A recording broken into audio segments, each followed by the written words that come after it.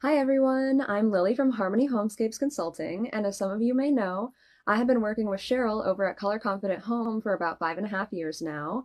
I will tag her here so that you can check out her page. But she, for many years, has been a certified color expert and strategist, so I have been learning and absorbing from her over all these years. But I am so excited because starting today, I get to start one of the same certifications that she did by Lori Sawaya, and I will be doing the 4 Pillars of Color certification to become a color strategist. So I'm going to do a little unboxing and show you guys what's up throughout this whole journey. You're going to come along with me. Okay, I'm going to go ahead and open this up, and I think at the same time I'll probably walk you guys through how Lori's teachings have kind of influenced us and helped us in our careers over the years, because the science of color has become so important to how we work since the very beginning where we started, where we were working with undertones, as many people say, but those are subjective. So the science has been so incredibly helpful to us. So let's see what's in here. We have a beautiful, this is Lori's logo, Camp Chroma. She has her little color wheel in there.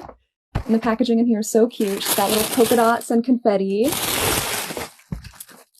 There is a bear fan deck with all of their colors, as well as Benjamin Moore's Affinity colors, little triangular fan deck. What else do we have here? We have her Color Strategist color wheel. We use this in all of our consultations. I cannot stress this enough. It's amazing. And this goes by the Munsell hue families, if you've ever heard of those. It's the most accurate color space to what the human eye sees. So that's important when you're doing home design, to make sure it's how we see color. Oh wow, she's got your own name on it when you buy the package. There's this packet in here. Let's see what's in here.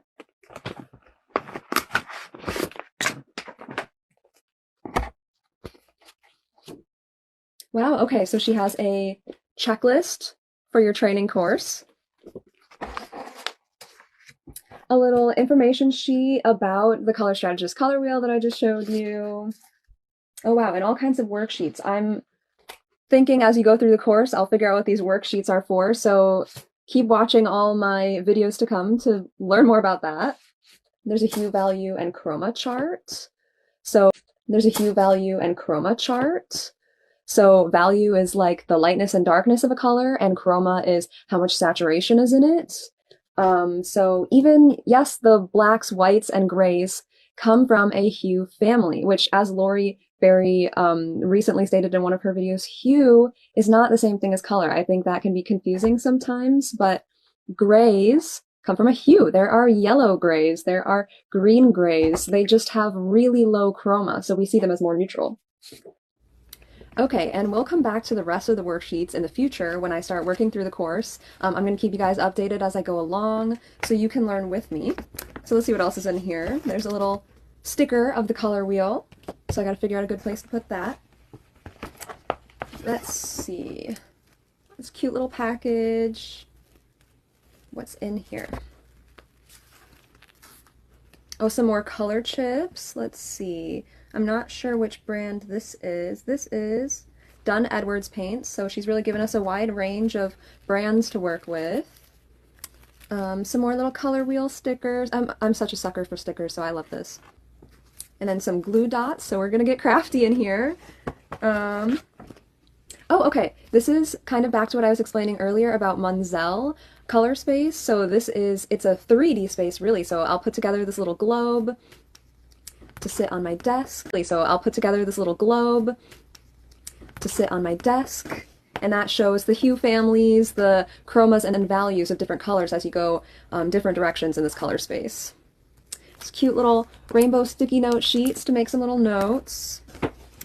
And of course, most importantly, I saved the best for last, is a colorimeter. So this is what we'll measure hue families with. We can measure any object, like this throw pillow on my sofa, we'll say, and this uses that D65 light to take color measurement. So I'll show you how this works at some point, and we also color measure in all of our consultations to establish the hue families that are in your home so that we can choose wall paint colors, countertops, any kind of fixed finishes that will work in your home, especially if you're remodeling and you're not necessarily changing everything. We want it all to have harmony and flow together.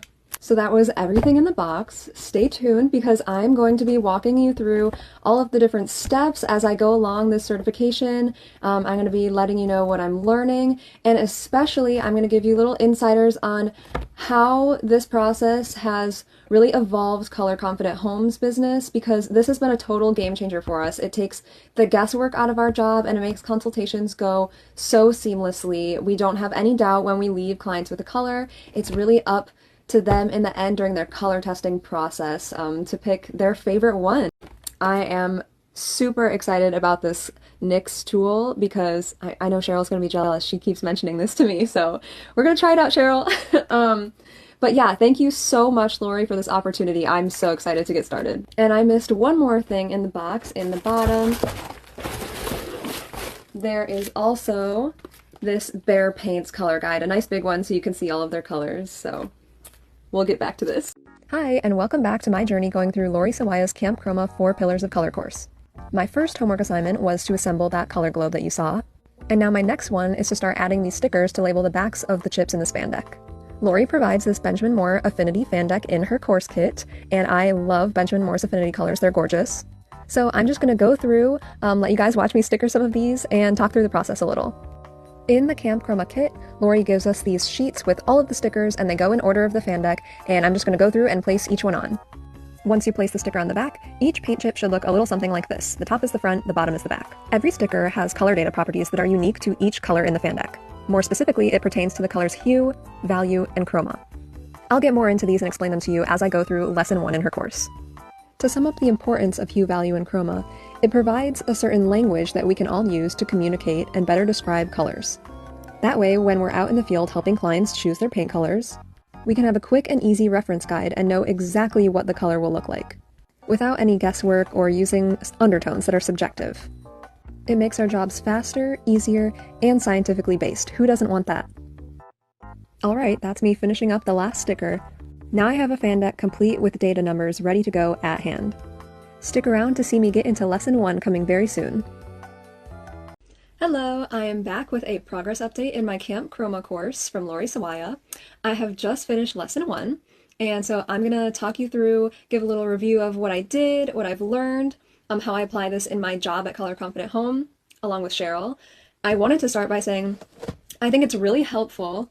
I got this colorful little binder, 3-ring binder, and I've kind of started making a little textbook for myself. Lori makes all of the transcripts of the videos and content that she posts. She does transcripts of them, and you can print them.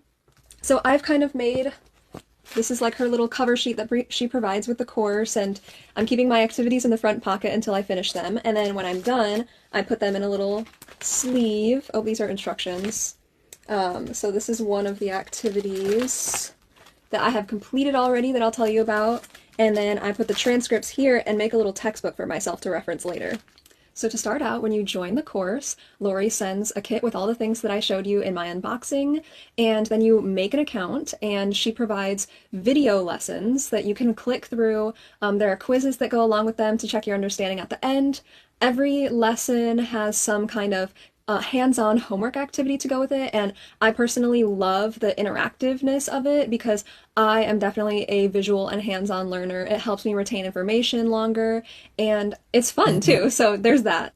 So as the title of her course suggests, she is going to teach about the 4 pillars of color, and I just finished part 1, which is about hue specifically, so let's get into some of that. So this page that I'm showing you right now is the first hands-on activity related to hue, and it basically takes what she teaches all about the 3-dimensional Munsell color system. She's flattening it into a 2D space so that we can visualize it on a piece of paper. I'm just going to focus on the hue family section of this for right now because I believe that we're going to come back to value and chroma in future lessons. But the important thing is that it will show us how hue, value, and chroma will all fit in one context together. In this activity, I'm going to cut out the tiles that she provides and then use glue dots to stick them to their corresponding hue parent section. And as Lori teaches, there are 10 hue parents that represent the hue families. Lori goes on to teach the complex idea that hue and color cannot be used interchangeably. They're not the same thing. Hue is just one dimension of color out of 3 dimensions. And I think Lori does a really great job breaking this idea down and feeding it to you in a more understandable way. Another great thing to take away from lesson 1 is that undertones are subjective. It's just one way that people may perceive a color, but it's not measurable and it's not repeatable like the science of color is with the Munsell system. When explaining the history of this system, Lori details how Munsell based his ideology off of how humans see color. Now, Munsell isn't the only color space that exists. I'm sure you've heard of RGB in print, like if you work in Photoshop, or CMYK, cyan, magenta, yellow, and black for printing. Lori also teaches about 2 more systems known as CLAB and LCH. And that's what the second activity in lesson 1 is all about. The LAB in CLAB means the L is the lightness and darkness on a scale of 0 to 100. A is one axis on a graph that describes how much red versus green is in a color, and B is the y-axis of a graph of how much blue versus yellow is in a color. And all 3 of these factors come together to form the properties of a color. It's 3 dimensions, just like Munsell described. LCH is the same thing, but it's basically just in a cylindrical model instead of a rectangular one. If you have the numbers for CLAB and or LCH, you can use special software to convert to the Munsell color system and vice versa. This sounds complicated, but Lori is a great teacher and I assure you, you will get the hang of it as soon as you start practicing. But I don't want to give away all of her secrets, you'll just have to see for yourself.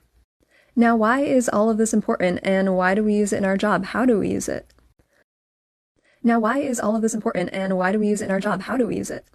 Lori developed a special color wheel called the Color Strategist Color Wheel, and we use this when we're measuring things in clients' homes that we need to base a color scheme around. We can use either a color's hue angle from the LCH values that we found, or its exact hue family related to the Munsell system, and plot it on this color wheel. We use a special tool called a spectrophotometer. In this one, I happen to be using a Color Muse. At Color Confident Home, we use the Spectro Pro from Variable, and with these, we measure the elements in your home that are going to influence your design. In the Camp Chroma course, Lori will show you how to use a similar tool, and she provides the NYX Mini 3 in the kit. To give you an example, I am going to measure this countertop from Corian. Remember, it's always best to use real samples, not anything printed from a magazine or a photo. I just didn't happen to have a real sample at the moment. So I'm going to be using this fan deck, and I'm going to try and pair it with a fabric that could maybe be upholstery for bar stools if you wanted. So I'm going to take a couple measurements on these, and then I'll show you what it looks like in the app. And what goes on in the app are all things that I learned from Cheryl, who learned from Lori's course. In the app, I can turn on a filter to match to pretty much any paint brand that I want. In this case, I'm going to use Sherwin-Williams, so I can pair some samples to show you. And you can also get pretty much any color data number that you can imagine from here. But most importantly, I'm going to be looking for the hue angle that I'm going to then plot on Lori's Color Strategist color wheel. Here we see the LAB and the LCH, which Lori teaches about in lesson 1, and for the color wheel, we are going to be using the H value. Then I'm just going to take a couple more measurements to get a good range, and I'm going to show you what the color wheel looks like. Now we have these numbers plotted on the color wheel. The Corian quartz countertop is in the red, and the upholstery fabric is in blue. As you can see, they're pretty much in the exact same range in the yellow hue family between 80 and 100 degrees. Lori put a ton of forethought into this course, so as part of it, she includes a pre-made spreadsheet with some of Sherwin-Williams White's color data numbers already in there for you. As you get the hang of putting in color conversions, she recommends you copy this list that she starts you off with to make your own master color list. Once you get into practice of making color conversions, it's super easy to just add them right to your list and have them all there to reference. At Color Confident Home, over the years, we have collected and converted data for thousands of colors. And it makes it so easy for us during a consultation to just quickly reference a list and find a color that we know will pair with the measurements that we did in the elements in your home. But if making your own list feels too time-consuming, Lori also offers her paint color DNA table, and this has become so integrated into our process. To quickly give you an idea, I can select the brand, Sherwin-Williams, which I plan to be using, and then put in the hue angle between 80 and 100 degrees, since that's where the countertop and the fabric were. Using these filters will populate hundreds of colors from Sherwin-Williams within that range that work. I can filter even more using the value, which is the lightness and darkness, and the chroma, which is how much saturation is in the color. For right now, I'm going to put in a lower chroma since people tend to be liking neutral kitchens right now. And then I'm going to sort them from lightest to darkest value to maybe find a lighter kind of cabinet color that will work with this counter. And then I'll scroll down to the slightly darker values to find a wall color. You want enough difference so they look like they pop against each other and have enough contrast. Two of these colors within this range happen to be Sherwin-Williams White Heron for the cabinet color and Sherwin-Williams Sandbar for the wall color. Now look how well these paired together and look how quick and easy it was to do that. As you can see, there are many things to be learned in Lesson 1 of Lori's Camp Chroma course. These just happen to be my personal key takeaways because these are the components that we especially use at Color Confident Home. I think you'll find them equally valuable and you may find new things that work best for you. Quite honestly, I think for any interior designer, interior decorator, design consultant, these skills are now a necessity for your job. In Lesson 2, it looks like I'm going to be taking on the value and chroma dimensions of color, so follow along to see what happens next week. See you soon! Hi everyone, I'm back with another Camp Chroma update. So last week I was working on Lesson 1 on the first pillar of color, which is hue, and this week I am working on Lessons 2 and 3, which are about value, LRV, and chroma. So that will complete the other 3 pillars of color. So first I'm just going to do a little multitasking. I'm going to cut out the tiles for the value and chroma activities at the same time, and I'm just going to put on one of Lori's videos in the background and just kind of listen and watch along while I'm cutting these. I'll go back and rewatch it more in depth later, don't worry. While I'm cutting these out, I'm going to start filling you in on why value and chroma are important. Let's start off with value, since that's going to be the first activity I complete. So Lesson 2 is all about value. And in the past, I've referred to value as the lightness of color, and that is partially correct. But really, it's just an easier way for us to explain to clients who maybe don't know the science of color as in depth as we do. So as Lori teaches, the words lightness, light reflectance value, also known as LRV, and value are all related to each other, but they're not exactly the same. However, they are all scales that run from black to white with grays in between, and it basically shows us how our visual perception of a color is. Lightness and LRV aren't actually just a visual perception, it is the real quantity of how much light a color reflects. Now, while LRV is certainly important, at Color Confident Home we don't tend to use it as much as value because we are always working with the way that our client perceives the color, but I'll show you a way that we do consider LRV because it is important. Lori gets incredibly detailed about these 3 things, value, LRV, and lightness. But I'm not here to teach you every single little detail about it. That's what Lori and her course are there for. But I am here to describe the impact that her teachings have and why it might be useful for you to take the course. So in a minute, I'll be explaining how we use value and LRV at Color Confident Home. Moving on to Lesson 3, which is all about chroma. Now, similar to value, LRV, and lightness, chroma has a couple other terms that it's related to, but not quite exactly the same as, and that is saturation and colorfulness. Usually when we're at consultations with clients, the best way we describe chroma to them is by telling them it is how much saturation or color is in a color. That isn't 100% true, but it gives them a basic idea of what kind of property of a color I'm explaining to them. In her lesson slideshow, Lori has a great diagram that she includes that explain where each property of a color comes from, and for chroma, saturation, and colorfulness, all of them happen to come from the purity of the wavelength of a color. But they all describe a color differently. Like value and LRV, chroma is also on a scale, but each scale is dependent on the hue family that a color comes from. Even after working in the industry for 5 years, I'm still learning new things every day, and this was an especially interesting fact that I learned today. I didn't previously know that the scale that chroma runs on maxes out at a different level according to the hue. But when I saw the diagrams that Lori provided, it really made a lot of sense to me. So much more can be said about value and chroma, but I'm going to let you learn that for yourself from Lori. Instead, I'm going to tell you all about how we use these 2 dimensions of color at Color Confident Home and why they help our consultations along. I almost forgot to mention, this worksheet that I just completed here on hue, value, and chroma is the 2-dimensional version of that 3D globe you see right above it. The center wheel of the globe are the hue parents of the hue families, which you see on the piece of paper in the colorful circle. And on the sphere, value runs vertically. Top is the lightest and the bottom is the darkest.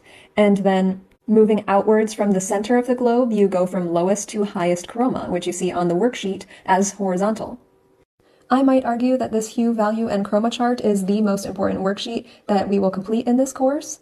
Not to say that all the other info isn't important, but I'm going to add this to the front of the textbook that I made for myself to remind me that these are the 3 core pillars of color.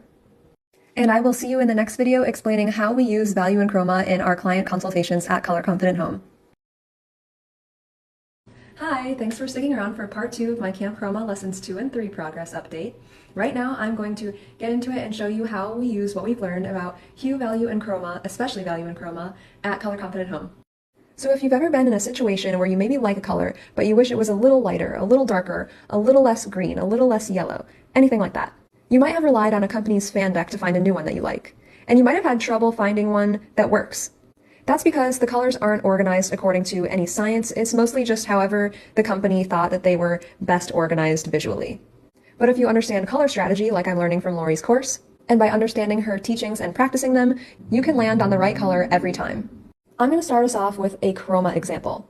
So we are going to take Sherwin-Williams Winsor Greige, which is a beautiful color, but for our clients who like a more neutral look, they might find it a little too yellow. So let's fine-tune that to find one that they might like a little bit more. In fact, let's find 3 more options. I'm going to use Lori's Paint DNA table, and I'm first going to find Winsor Greige and all of its color data properties that she has there for us. And then I'm going to insert a range similar to Winsor Greige's hue angle, as well as its value, because we want to keep those 2 things the same. We just want to change the chroma for a more neutral color. Since Winsor Greige's chroma is 1.8, I'm going to look for a color that has anything less than that. So I'll put in these numbers and search all of Sherwin-Williams colors that fit these parameters. And as you can see, there are tons of options. I looked for the ones that had the closest value to Winsor Greige as possible, so that really the only property that's changing is the chroma. And this is what I came up with. In order from most to least chroma, we have starting off with Winsor Greige, then Loggia, Amazing Gray, and Mindful Gray. You can see all of these colors have about the same visual lightness to darkness. They're all kind of in the medium range. They just get slightly less yellow as you go on. And that's because we removed chroma from it. Now let's say you liked the color Loggia, and you want to know what colors coordinate to put in your adjacent rooms. You definitely don't want to use any of these other 3 colors you see here because they are too similar to Loggia. They'll look like you tried to match and missed. Instead, you can change one of its other color data properties, such as value. Similarly to chroma, I am going to use the paint color DNA table to adjust values to find colors that coordinate with Loggia within Sherwin-Williams. Just like before, I'm going to search Loggia, put in a similar hue angle and a similar chroma, and then find lighter and darker values. I think by now you can see how useful understanding the 4 pillars of color can really help you in a designer job. If you understand hue, value, and chroma, and how these properties affect a color, you can then use your knowledge to make adjustments and find other options that work. We especially find this useful at Color Confident Home for fine-tuning, as we say. And it's especially helpful in the situations where you're working with a client who likes neutral on neutral on neutral. This can get unexpectedly difficult. So by using what we know from the Camp Chroma course, we save ourselves so much time and stress. Now that I made those calculations, let's see what we came up with. We have an option darker than Loggia, which is Sherwin-Williams Warm Stone, a nice dark cozy color. And then 2 lighter options would be Naturel and Creamy. And these 4 colors could become your color scheme if you weave them throughout your house in different rooms. It couldn't hurt to add in a couple accent colors either. Now let's get into LRV. Like I said earlier, we don't tend to use LRV at Color Confident Home as much as value, but exteriors are one important case where we do use LRV, which is the light reflectance value of a color. So for enough contrast on exteriors, because there is so much sunlight out there, you must have a 30% difference between the LRVs of the colors that you're choosing, such as for the body and trim. Up here I have a balanced beige body of a house for an example, and its LRV is 46, which means its trim color must have an LRV less than 32.3 or greater than 59.8. I think many people are tending to like lighter colors on their trim right now, so let's go for one that's greater than 59.8. So from the 2 options below, which one do you think works? I'll give you a couple seconds to think, and then I'll tell you the answer. If you said white heron, then you would be correct. This one has plenty of difference to go with balanced beige. Accessible beige is just a hair too close in LRV. So while these 2 colors do pair very nicely on an interior, they don't work together on an exterior. You can let me know in the comments if you got the pop quiz question right. Now that I'm through the 4 pillars of color, hue, value, chroma, and LRV, I'm officially halfway through the Camp Chroma course. I can't wait to see what's in store for the last half, so stick around and find out with me. Hello again, everyone. I'm back with yet another Camp Chroma update. Now I'm on lesson 4, which is about warm and cool colors and this handy dandy color strategist color wheel that Lori developed. So I'm gonna let you in on a little bit what I learned this week. So I think as we all learned in our elementary school art classes, if you think back to that, we learned the Roy G. Biv colors of the rainbow. And I think most everyone was taught that red, orange, and yellow are considered warm colors, and that green, blue, and purple are cooler colors. While you can certainly view warm and cool colors this way, Warm and cool is relative. It's the way that you compare one color to another one. So Lori teaches about a new way to consider warm and cool colors. And I remember this was a shock to me when I first started working at Color Confident Home because it was completely different from what I've been taught since I was a little kid. Like I've said earlier on in the course, even though I have been working with color strategy for about 4 to 5 years now with Cheryl over at Color Confident Home, I am still learning new things all the time about color strategy. And this is actually my very first time formally going through the Camp Chroma course. I originally learned just by association with Cheryl, who took her course. So it's really exciting to be learning all these new things. I will let you all learn for yourselves from Lori all of the nitty-gritty details about warm and cool colors. But I do want to point out something that I find really fascinating, and I have since day one starting color strategy, is that not only can you consider red, orange, and yellow warm colors and green, blue, purple cool colors, but you can subdivide each hue family, these are the hue parents, you can divide them straight down the middle between warm and cool colors according to the hue, the Munsell hue that they are a part of, or their hue angle. So if you could see, sorry, I know it's backwards for you, that each one between 1 and 5 is either warm or cool, and then 5 up to 10 is the opposite. I know you're probably thinking, that's crazy, how could that be right? How could a blue be warm? How could an orange or a yellow be considered cool? We've always learned them as just that, warm and cool as they are. But Lori teaches that the way that we define warm and cool colors is really by comparing them one to another. But doing that is so slow and impractical, especially as designers. We need to be comparing way more than just 2 colors at a time. So dividing the color wheel in this way really helps you see the difference between a warm and a cool yellow, because they do exist, or a warm and a cool blue. Despite it sounding crazy, it really works, and I'm going to show you a couple examples. I find that it's especially apparent once you start getting into more neutral colors as you bring the chroma down, especially in the grays. I think a lot of us consider those blue grays like a cool color, but it's fascinating because so many of them come from the yellow hue family. So let's get into some examples. Here I've pulled up Lori's Color Strategist color wheel and 2 gray-looking colors, both from the yellow hue family. But as you can see, Useful Gray on the left appears more warm, and Zircon on the right appears a lot cooler. So let's look into the numbers for these. As you can see, I've plotted them out on the color wheel. Useful Gray is a 3.8 yellow, which appears in the warm half of the yellow Munsell hue family. And then Zircon is a 9.9 yellow, which appears in the cooler half of the yellow hue family. So that's just one example of yellows looking both warm and cool. Now let's get into a blue example. In this one we have Sherwin-Williams Waterloo and Sherwin-Williams Riverway. So as you can see, Waterloo appears as more of a warm blue, and Riverway definitely looks a little bit cooler. The example I gave you before was really low chroma colors, so they look kind of gray. I think, as I was saying, the difference in cool and warm in low chroma colors is a lot more apparent than it is in higher chromas such as these, but you can still tell the difference. Again, I've plotted these 2 out. Waterloo is an 8.5 blue in the warm half of its Munsell hue family, and Riverway is a 1.1 blue on the cool half. And there you have it. Every hue can be warm or cool. It just depends on its Munsell hue angle. Now, I hope I didn't shake up your world too much with that unanticipated information. I know it's different from what we have been conventionally taught to think about warm and cool colors, but as you can see, a lot of science went into this, and there's evidence to back it up. Sometimes crazy just works for some reason, so you'll just have to trust the process and learn from Lori in her Camp Chroma course.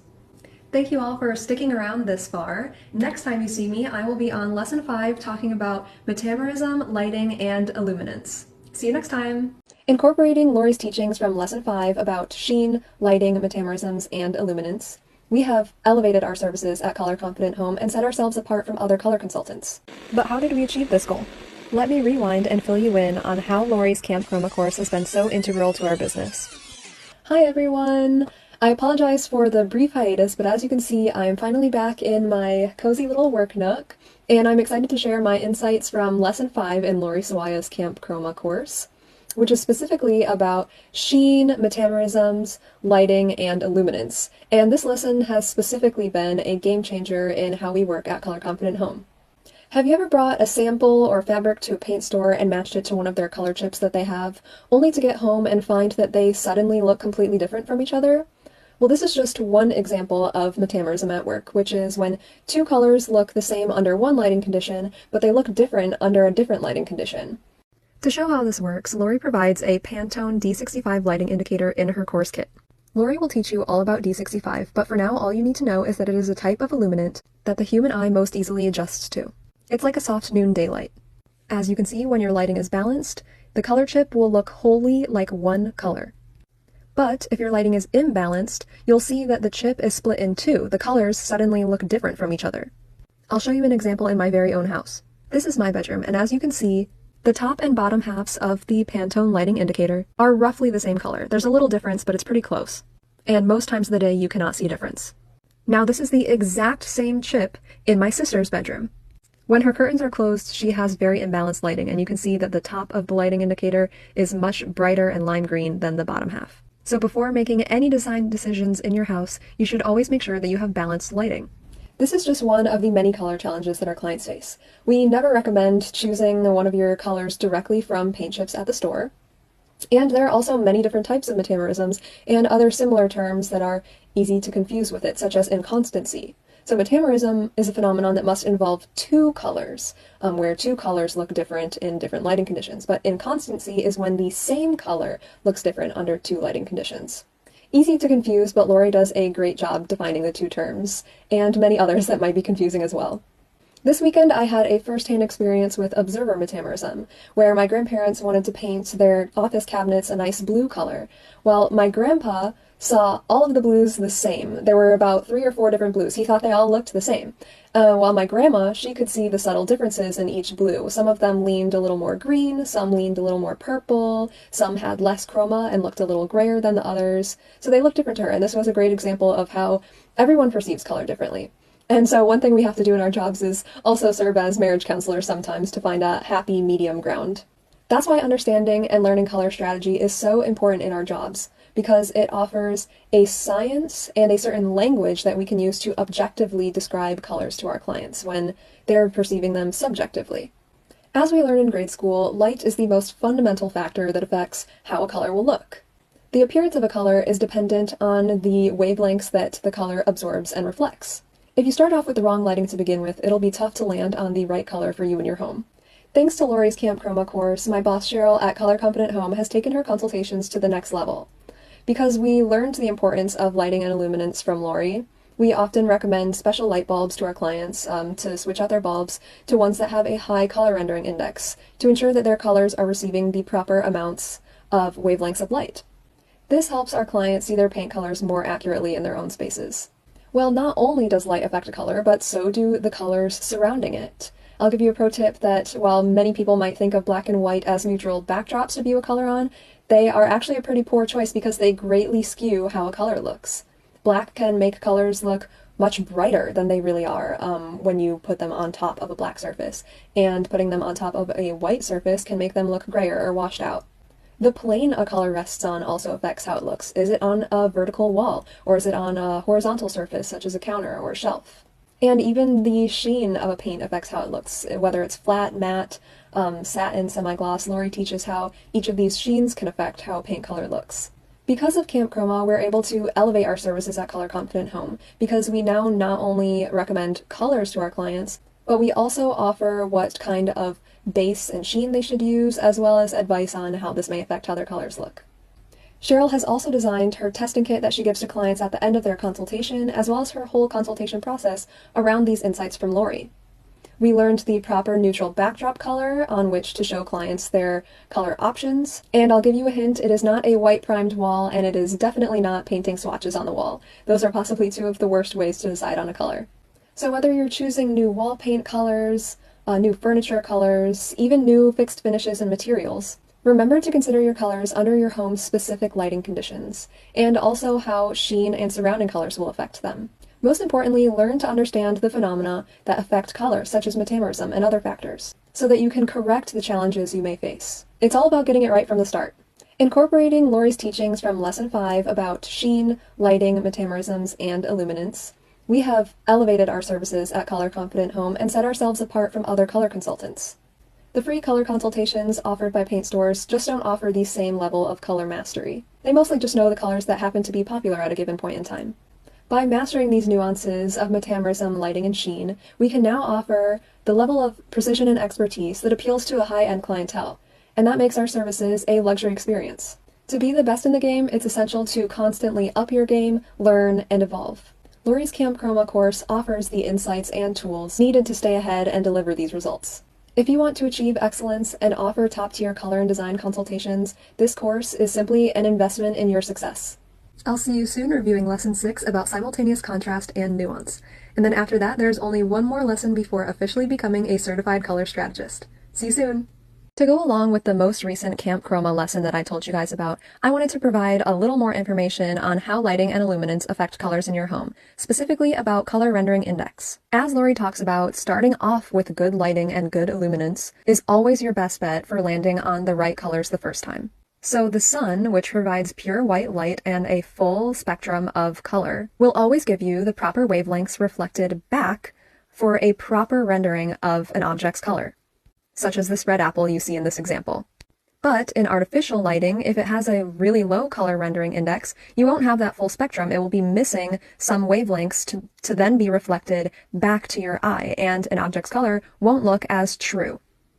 So as you see in this diagram, although a natural white light, which is 5,000 degrees Kelvin, that's the color temperature, versus an artificial white light at the same color temperature, may not give you accurate lighting compared to a true natural light, because its color rendering index is low. But you can still have an artificial white light with a high color rendering index that will make a red apple look like it's true red, like you see here. The same thing can be applied to the paint swatches that you're mulling over when choosing a new color scheme for your house, like you see here. This pink paint chip under sunlight looks like its true color to your eye. But if you use an artificial light with a low color rendering index that's not providing all of those wavelengths of white light, the color that is then reflected from the chip to your eye may not look like it's really supposed to. For clients who are struggling with color rendering in their home, we often recommend looking for light bulbs that have a CRI, a color rendering index, of 90 or above. We also wouldn't go as far to say that you should get 5,000 Kelvin daylight bulbs, but a 3000K provides a nice soft white light that's not too yellow like your typical 2800K bulbs, but it's not bright blue light like having the sun in your living room. It's just comfortable enough for your eyes.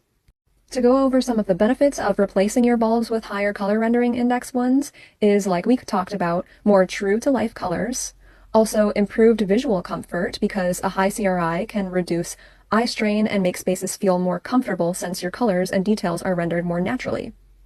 You can have better ambiance because a high CRI contributes to a more pleasant and inviting atmosphere. It's warm, a natural environment, and can be beneficial in spaces where you spend a lot of time, such as the living room or the kitchen. It also provides enhanced task performance that require careful attention to detail, like reading, cooking. For those of you who are into makeup, it can give you better color rendering. It can give your home better aesthetic appeal because it makes it look more vibrant and enhances the appearance of materials and furnishings. And it also highlights textures more effectively. High CRI bulbs also mimic the quality of natural daylight more closely, which can be especially beneficial during times of the year when natural sunlight is limited. I know here in Michigan where we are, so many months out of the year are gray during the winter, so it can help maintain your circadian rhythm a bit, and improve your well-being for those of you who experience seasonal depression. And finally, what many of our clients struggle with is consistency across your lighting in all rooms in your house, and a high CRI can really help with this, especially if you have mismatched lighting sources throughout your home. So overall, having a higher CRI in your light bulbs can contribute to a more enjoyable and functional space by improving your color accuracy and visual comfort. And it can also elevate your home from looking like this to something more like this. See how beautiful but subtle that difference is? Hi everyone! I am back with the next Camp Chroma update, and this time I'm on Lesson 6 about simultaneous contrast and nuance. So in my last video, I got a little ahead of myself with Lesson 5. There's going to be a little bit of crossover in this video, but that's okay because repetition helps you remember things better anyways. So I'm willing to bet you've all seen images like this, asking you to choose which square looks darker or if the squares look different, when in fact they're both the same color. In Lesson 6 of Camp Chroma, Lori dives into the science behind these simultaneous contrasts, why they can be tricky, and offers a solution to help minimize this type of influence that can really skew how the appearance of a color looks. As Lori frequently talks about, our perception of a color is largely based on the context in which we place or view a color. And it's important to always consider these factors when looking at colors for your home or for your clients. I love that in many lessons, Lori provides a brief history going into the art and science of color, and I always learn something fascinating. And as a woman with a Bachelor of Arts, I always appreciate when people shine a light on women who have been previously erased from art history, and Lori does just this at the beginning of Lesson 6. She reminds us that while Joseph Albers was one of the first to popularize the idea of the interactions of color and the science behind it, especially with images like these, Emily Noyes Vanderpool actually did similar studies 50 years before Albers ever did, and I just really liked that fun fact for the day. Speaking of gaining new knowledge, as I continue to mention throughout the course, each lesson I learned something I didn't know even after working with color strategy for so many years. In this lesson, I learned what nuance means in terms of color. Nuance is when two colors not only have a similar value or chroma, but they actually have both in common. And as you'll learn, when two colors have at least one property in common with each other, they normally go together. Nuance is a trait of color I think I've instinctively noticed over the years, but never knew that there was a term to actually describe it. But now that I know, I have yet another tool to effectively and objectively communicate about color and sound more professional in my job. And to finish things off, something that I really appreciate about Lori's Camp Chroma course is the hands-on interactive aspect. I always remember going through grade school, especially in science. If we did an experiment to go along with the lesson, I understood and remembered the concepts way better. And that's exactly what Lori's color exercises do for me, and I'm sure it will for you too. In Lesson 6, to help us understand simultaneous contrast in real life, this experiment using tiles to test how background color influences the appearance of a color shows you the proof with your own eyes. I did the experiments Lori suggests in the lesson, and I also mixed and matched the tiles in different combinations on my own to see how they changed. And of course, like I mentioned in my last video, it is the neutral gray background that has the least influence on how a color looks. So before priming your walls white and painting test swatches like many blogs say to choose the best paint color, I would think twice and learn more about the science of color. It's exactly this information and this experiment that led us to change how we show our clients their color options during their consultations at Color Confident Home. So many of them say how much it helped them view their new colors without being influenced by the current colors on their walls. So that is the scoop on Lesson 6. Thank you so much for sticking around on this journey with me so far, and I can't believe I'm saying this, but the next lesson is our very last one together. So stay tuned, and the next time you see me, I will officially be a certified color strategist. Hello everyone, welcome back. I told you next time you saw me that I would officially be a certified color strategist, and I officially am. I haven't printed my certificate yet, but next time you see me, I will make sure I have it, as well as my color strategist badge. So before I give a final send-off for my next video, let's go through what I learned in Lesson 7, which is about color harmonies, and it is the biggest part of our job. It's the most satisfying as well, I think, when we finally get to see a client's color scheme come together. In fact, color harmony is so important to our jobs that I even named my LLC after it, Harmony Homescapes. Of course, the end goal of any project is to make sure that our clients' homes have harmony and flow amongst all of the rooms. So nothing looks chopped up, nothing looks like one space was updated and one was left the old way. It just should all feel naturally laid out and flow well together. All because of Camp Chroma, the first major step of any of our in-person client consultations is to use a color measuring tool, a spectrophotometer, and establish the dominant hue families of our client's home, especially in the dictator elements, such as countertop is always a dictator, stone, like around your fireplace or something. We measure carpet, any kind of major element that's staying, and we plot these on Lori's Color Strategist color wheel, so we know what we're working with, and then we can create color schemes from there. And what we mean by color harmonies, and as you'll learn throughout the course, is it's a color scheme in which the colors have some kind of common thread. This could be their hue family, this could be their value, their chroma, their nuance, or there are a long list of special color schemes, such as analogous, where if you look at a color wheel, the hue families are all next to each other. There's complementary, which is when they're directly across from each other on a color wheel. There's triads, where it forms some kind of triangle on the color wheel. And as you'll learn in this lesson, these schemes are dependent because the color strategist color wheel is a circle. It is created by geometry. So there's a little bit of math considered in this because they are all divided based on their angle. So that's fascinating. Pull a little math, science, and art all together. This final lesson also includes some great information on whites, because whites are one of the trickiest colors to work with. As we really like to emphasize, every color comes from a hue family. And what we mean by color, white, gray, and black are not hues. Each white, gray, black, anything that you consider neutral comes from a hue family. But their chromas are low, so they appear neutral to our eye. That's why we don't perceive it as what we would consider a traditional color. It's important to pair the right whites together, especially when you're doing a trim, a white color, and you want white on your walls as well. You don't want one to make the other look dingy or dirty, and this can happen a lot if one looks too yellow compared to the next one. So Lori teaches a special trick on how to pay attention to the chromas between whites to make sure they pair well together. And also there's a little trick using sheen to make whites look nice together. At Color Confident Home, we like to talk about neutrals kind of in the same light as white. And by this, I mean that it can be really tricky. I know a lot of people are liking neutrals right now because they're calming, they're a nice backdrop. I know a lot of people are afraid of color, and that's okay. But it's very difficult if you want a neutral in one room, a different neutral in the next room, a different in the next. Sometimes you might as well just paint your whole house the same color, but we don't always necessarily recommend that either. It's tricky to get the same color to look good throughout the whole house. So it's important to use value and chroma of neutral colors to make sure that they have enough difference. Sometimes neutrals can even have, we like to bump up the chroma so that they don't fall flat. They don't look too gray, especially you need a lot of light to make a whole white house work. And in Michigan, that's where our client base is, a lot of the months out of the year are gray and cloudy, not a lot of sun because we have pretty harsh winters here. And so just by knowing how to bump chroma up a little bit to find the right neutral is going to help you a ton.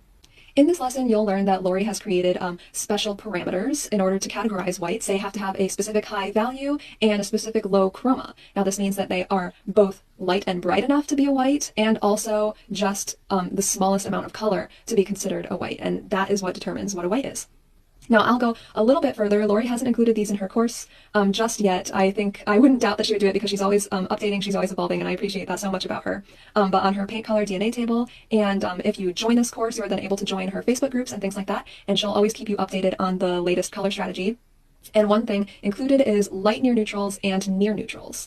So light near neutrals are where you'll find your creams, your nice beiges, your nice light whisper of color grays. And then your near neutrals is where you can find your very neutral charcoal grays, your almost blacks, things like that. So those are also important things to consider about color harmony. As I always like to highlight, Lori's hands-on activities throughout Camp Chroma help me a ton. And this final lesson and the final assignment is one of the ultimate hands-on activities where you get to play with the Benjamin Moore Affinity Fan Deck and pair them based on different color harmonies. And right now I'm going to show you a few different ways that you can do that. As I always like to highlight, Lori's hands-on activities throughout Camp Chroma help me a ton. And this final lesson and the final assignment is one of the ultimate hands-on activities where you get to play with the Benjamin Moore Affinity Fan Deck and pair them based on different color harmonies. And right now I'm going to show you a few different ways that you can do that. Lori provides this fan deck in her Camp Chroma course kit, and if you remember, one of my first assignments was actually to add these stickers with color data properties on the back of every color. So I'm going to start by choosing just 20 at random. Then I'm going to sort all of them by hue family as indicated by the capital letter on the backside label. Y for yellow, YR for yellow-red, R for red, so on. Here are all the yellows sorted from the pile. Now I'm going to put them in order from their Munsell notation 1 to 10 yellow, just to see how they look. I apologize, when I fanned them out, I actually put them backwards from 10 to 1. But as you can see, as we move from left to right, we go from the cool yellows, then to the center, the more solid neutral yellows when you hit 5 yellow, and then to the right are the warmer yellows. Here are the yellow reds in order, the green yellows in order, and so on. Now let's take into account a factor such as value, which is the second number you see in the color notation. From the 20 original random colors, I have grouped together all of the ones with a value between 6 and 7. As I fan them out, you can see they're all about the same kind of darkness in terms of value. They're kind of medium. And even though they're all from different hue families, you can see for the most part they pair well together, even if it's not necessarily a scheme you would like for your home. Now let's look at a chroma example. From the 20 random colors, here I have gathered all of the ones with a chroma between 1 and 2. As I fan them out, you can see they are all about the same level of saturation, so to say. They all have a similar amount of color. And they so happen to pull together a beautiful earthy palette from the yellows, green yellows, and blue greens. Then, just for fun, I put them in order of their values from darkest to lightest. So as you can see from the left side, you have the lower value colors, and as you move towards the right, the higher value colors. As I said earlier on in the course, nuance is a new color term that I can use, which is when two colors have both a similar value and chroma. So these 4 colors here all have a value between 6 and 8, and all have a chroma between 1 and 3. As I flip them over, they create this beautiful pastel color palette from 4 different hue families. And they have color harmony because they all have a similar nuance. Now let's talk about some other ways to create color harmony. In Lesson 7, Lori provides 2 different PDFs, including all of the 88 different combinations that you can pair each hue family together. I'll show you just a few examples. First, we have an analogous scheme, which is where all of the hue families of these colors are adjacent to each other on the color wheel. This happens to be a 6-color scheme from the red-purple, red, yellow, green-yellow, then green hue families. That's about half the color wheel. You can do a complementary scheme, which is when the hue families of 2 colors are directly across from each other, in this case, red and blue-green. Blue and yellow-red are also a complementary scheme. If you put these 4 together, they are a double complementary scheme. There's also a third type of complementary scheme called split complementary, involving 3 colors that are roughly across from each other on the wheel. And of course, there's always monochromatic, which is all of the colors in the scheme are from the same hue family. These are obviously just a few ways to use color harmonies. There are many other combinations that you can use. There are 3 different kinds of dyads, which involve only 2 colors from 2 hue families that are roughly near each other on the color wheel. Similarly, there are triads, which is a scheme of 3 colors with hue families equally spaced around the color wheel, and 2 kinds of tetrads, which involve 4 colors from 4 hue families that are roughly equally spaced around the color wheel. Keep in mind, these don't have to be fully saturated, high chroma colors. Every neutral belongs to one of these hue families. So you can create beautiful neutral color schemes using these color harmonies. That's why understanding color strategy can be so useful. And that's how you do it. By the time you get to the end of the 4 Pillars of Color course, you'll know how to create perfect color harmonies every time. And the way that she has organized this course is fantastic because you learn the basics of hue, value, chroma, LRV, the different kind of factors that affect color, whether it be psychological, scientific, illuminance, lighting, all of those factors. And it all trickles down to the ultimate skill of learning how to pair the right colors together, and especially within a specific context, which is always going to be your home, your client's home, whatever project you're working on. Your color scheme has to always be dependent on those factors, especially the elements that will be staying in the home that you need to work with, anything that a client is updating and replacing, and you'll know how to do it from there. It's not only just the science, but you have to also use your creative eye. So, the numbers give you a great basis to work off of. The numbers sometimes aren't always perfect based on the context that you're viewing colors, but they will give you a great starting point. The numbers don't lie, and then you use your creative side from there. In the end, it's what you and your client like. Lori includes a great quote from Fred W. Billmeyer Jr., describing exactly what I'm talking about just now, and he said, "Always remember that nobody accepts or rejects color because of the numbers. It is the way that it looks that counts." And that's exactly what I mean. In the end, it's what you and your client perceive the colors to be, what actually looks good together, not just what the numbers say will look good together. But of course, the numbers are a great guide. I can't believe that we're already at the end of this journey together, but don't worry yet, I'm not going to leave you hanging. I do plan to do one more video coming up telling you about the way that this course has impacted me personally, how it has been a great help to me and Cheryl over at her business, Color Confident Home. I want to show you the homemade textbook that I made for myself, and I highly recommend that you do too if you take this course. And that way you have a physical thing to look back at. You can always reference again. I store all of my activities that I've done throughout the course there. And of course, to show you my official certificate and badge. So I will see you soon. Bye! Hello everyone! I am technical difficulty free now. Geek Squad at Best Buy fixed my laptop, and I found a printer to use temporarily to finish making my homemade textbook and to print my official certificate from Camp Chroma for my color strategy certification, and I can't be more excited. As you know from my last video, Lesson 7 in Camp Chroma was the last one with actual activities for me to do and complete. And Lesson 8 is Lori just giving some inspirational words, a congratulations, and my official color strategist certificate and badge. Lori is awesome, and she made transcripts for all of the videos throughout Camp Chroma, and she also made the PowerPoint slideshows that she uses printable. So I definitely took advantage of this, and I printed out all the transcripts and PowerPoints, and I compiled them into a textbook of my own, and I highly recommend that anyone who takes this course does the same.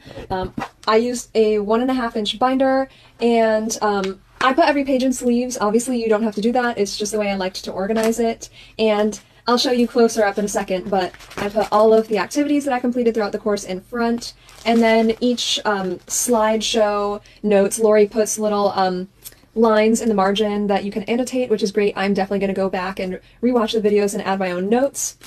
And then I went ahead and I printed the transcripts that she offers as well, and I can mark those up as I please. And not only do I have my little homemade textbook as a reference, and it's portable, I can bring it with me anywhere if I need to quick reference my lessons, but I also put together, Lori has a PDF of color harmonies in her course as well, and when I printed them I actually had them bound into a book, so they're a little bit more organized. So you saw some of these in the last lesson, but now I just have this quick book that I have Lori Swaya's Camp Chroma Color Harmonies for Color Experts and Strategists. So here's my homemade textbook up close. The cover comes with the kit that Lori delivers to your house. And then my very important homework activities are all easily accessible in the front. And as you flip through, each of the slide notes and transcripts are in order of the lessons that Lori organized. And then in the back is where I'm storing my certificate. I'll print a nicer version and frame it on a wall later. And then in the front pocket is where I'm storing all my little extra goodies like the stickers that Lori gives with the kit and my Color Strategist color wheels. And there you have it. So throughout Camp Chroma, we learned about the 4 pillars of color, which are hue, value, chroma, and LRV. And we also learned about warm and cool colors and the Color Strategist color wheel. We learned about factors that affect color, such as gloss, metamerism, lighting, illuminance, color rendering. And very importantly, we learned about color harmony. We did a bunch of hands-on activities to help us learn along the way. We constructed a color globe that represents the 3 dimensions of color. And we also flattened in multiple different formats that 3D globe into a 2D space using hue, value, chroma, and also C-Lab. We learned that there's more than one color space in Camp Chroma. We really emphasize the Munsell space, which is close to what the human eye sees. But there's also other ones like C-Lab and RGB, which is digital, CMYK, which is print. There's so many of them. We also did a hue parent and child activity. I don't think I showed that to you guys, but this is it, where you have the fully saturated, strongest vivid hue parent, and below each one are different values and chromas from the same hue. They are the children of the hue parent. And we also did a little exercise with tiles showing simultaneous contrast, how colors can look differently against different conditions, different backgrounds, different lighting, how the same color can look different in different conditions, how different colors can look the same in other conditions. Color is crazy, and so the science really helps. So why does all of this matter, and why have I been sharing with you my journey throughout Camp Chroma?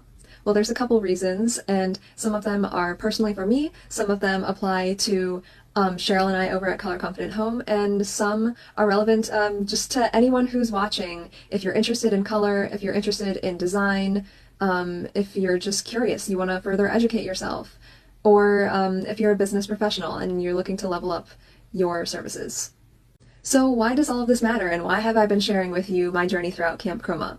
Well, there's a couple reasons, and some of them are personally for me, some of them apply to Cheryl and I over at Color Confident Home, and some are relevant just to anyone who's watching. If you're interested in color, if you're interested in design, if you're just curious, you want to further educate yourself, or if you're a business professional and you're looking to level up your services. For me, I initially learned color strategy through Cheryl, who took Lori's Camp Chroma course. And so over the last 5 years, even though I've been working with color strategy, I still learned so much formally going through Lori's course. And as a recent university graduate like myself, you can never have enough experience in anything. So it's great to just continuously learn, improve yourself. Education is so important, and I think it's great to always stay curious. If you are curious about something, look into it, research it, learn as much as you can about it. And color and home design is something that I've been interested in for years. So this has been a phenomenal opportunity for me. It levels up my skill set, my professionalism, and my knowledge. For Cheryl and I over at Color Confident Home, even though there are a couple other color consultants within our area in Metro Detroit, we stand out against the competition because we are the only ones using the science of color, using color strategy, and now we can both say that we are color experts and strategists. Using color science removes the guesswork from our jobs, and that makes clients feel comfortable. It makes them feel relieved because they don't have to worry that their colors won't look good once they're up on their walls or throughout their home. We can assure them that we understand how colors behave, that we understand the color data. We can predict to some degree how color might react in certain conditions within their home, and this gives them peace of mind. While using color data properties and color harmonies does save us time, we always leave consultations thinking, wow, imagine how long they would have spent going through the thousands of paint chips that are available in the paint store, and how quickly we were able to narrow down the slim options that realistically would have worked in their home based on the color measurements that we took with the elements that are in their home. Even though we save time in that aspect, we are then able to use that time that we saved to really hone in, fine-tune, a custom color consultation for them. We're not just going to go out and recommend the most popular colors or trendy colors or anything like that. We are able to use repeatable and measurable data, which makes a streamlined process possible at Color Confident Home. We know that at every color consultation, we're going to follow the same steps, and that is a pre-appointment, we are going to color measure, and then we are going to use color data to choose color for our clients. And then we give them a testing process that is tried and true, and it will give them a better idea of what their colors will look like in their home before they actually paint. Many of our clients call us because they're struggling with some kind of super tricky situation where they're updating or they've just bought a house, anything like that, where they have elements that will not be changing, such as I always go to a countertop because it is a really strong dictator for what you can do. So countertops, flooring, tile, fireplaces. Let's say one is from the yellow hue family, it has a yellow hue, and one is kind of green and one is kind of blue. We can tell what hue families they're from, not just from undertones, because undertones are subjective. Everyone sees them differently. By using hue families, we know exactly scientifically where those elements lie on a color wheel. And having that many different dictating elements in different hue families can make choosing colors almost impossible for someone who is untrained in this. But because we are trained and we're experienced in color strategy, we know how to use color data to find just those very few options of colors that will make each of those different elements work harmoniously together. We don't want anything sticking out like a sore thumb, and so we want everything to look nice and flow together. Another convenient aspect of using color strategy at Color Confident Home is that miraculously, we always laugh about this, we have no idea how people find us, but even though we're in Michigan, people find Cheryl at Color Confident Home online all across the United States, especially for exterior consultations. And so she is able to send a color measuring device to her clients in other states. Even if they don't understand how to use the color data, they can use the tool to scan and then give us the measurements that they receive in the app, and then we run all the calculations to find colors that will work. Without a process like this, choosing colors for an interior or exterior virtually would be nearly impossible, because colors don't look the same through a screen, they don't look the same in printed material, they don't look the same in real life. So it's really hard to choose colors with certainty without using color strategy when you're working virtually. So to sum that up about why Camp Chroma has been so useful to Color Confident Home is that we stand out as professional and knowledgeable to potential clients. We offer elevated services by using the science of color. Camp Chroma has allowed us to streamline our process and work consistently with every client. We save time when narrowing down the hundreds, thousands of options there are available, and we can work in tricky situations, tricky conditions. And we always recommend choosing colors in person for color consultations, but if it's absolutely necessary to work virtually, we would never be able to do it without color strategy. So if you're a student, if you're a designer, if you're anyone working in an artistic career field or have artistic hobbies, or you're just a naturally curious person who wants to further educate themselves on color, I cannot overemphasize how perfect Lori's 4 Pillars of Color course is for you. Thank you to everyone who stuck with me throughout this journey. I know I've seen a handful of new faces that started following along. I really hope that these progress updates and reviews helped anyone who was considering taking Lori's course. I know a couple of you commented that it helped you make the big decision. And if you had never heard of color strategy before, I hope that you learned something and maybe I piqued your interest. And of course, a huge, huge thank you to Lori for this wonderful opportunity. I couldn't be more grateful and honored to now call myself a certified color strategist through Camp Chroma. Lori has put so much thought and time and effort into this course. It's so well organized and really takes into consideration all kinds of different learning styles and accessibility. She incorporates the history of color, the art of color, and it's just a very well-rounded course. I loved it. Thank you again, and see you all later.